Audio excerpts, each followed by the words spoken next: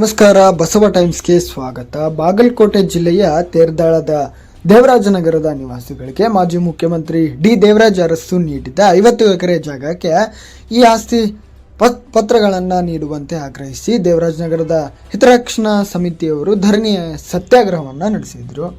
ಧರಣಿ ಸ್ಥಳಕ್ಕೆ ಶಾಸಕ ಸಿದ್ದೇಶ್ ಸವದಿ ಭೇಟಿ ನೀಡಿ ಪ್ರತಿಭಟನಾಕಾರರ ಅಹವಾಲುಗಳನ್ನು ಆಲಿಸಿ ಸಮಸ್ಯೆಯನ್ನು ಸರ್ಕಾರದ ಗಮನಕ್ಕೆ ತಂದು ಶೀಘ್ರ ಪರಿಹಾರಕ್ಕೆ ಅಗತ್ಯ ಕ್ರಮ ಕೈಗೊಳ್ಳುವಂತೆ ಸಂಬಂಧಿತ ಅಧಿಕಾರಿಗಳೊಂದಿಗೆ ಚರ್ಚಿಸುವುದಾಗಿ ಭರವಸೆಯನ್ನು ನೀಡಿದ್ದಾರೆ.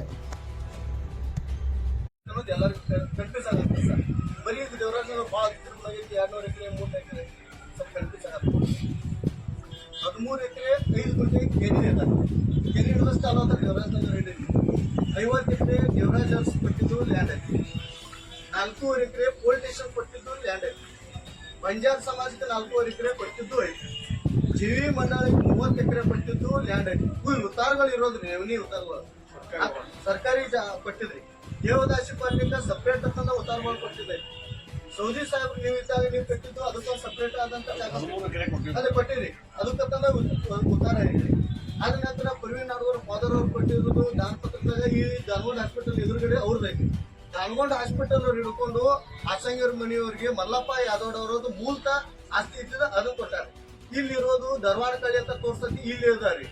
ಇಷ್ಟು ಬಿಟ್ಟು ಅತಿಕ್ರಮಣ ಎಲ್ಲಾಗಿರ್ತ ನಾವು ಕೇಳಾಕ್ತಿವ್ರಿ. ಟಚ್ ಕಾಲನಿದು ಅದು ರೇವಣಿ ಐತಿ. ಮುನ್ಸಿಪಾಲಿಟಿ 50 ಎಕರೆ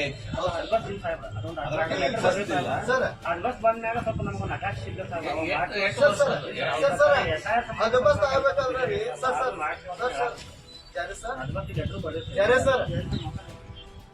50 ಎಕರೆದಷ್ಟ ನಾವು ಮೂಲತಃ ಮಾತಾಡತ್ತಿಲ್ಲ. ಇಷ್ಟು ಮೈನಸ್ ಮಾಡಿ ಬಳಕ 50 ಎಕರೆ ಸರ್ 4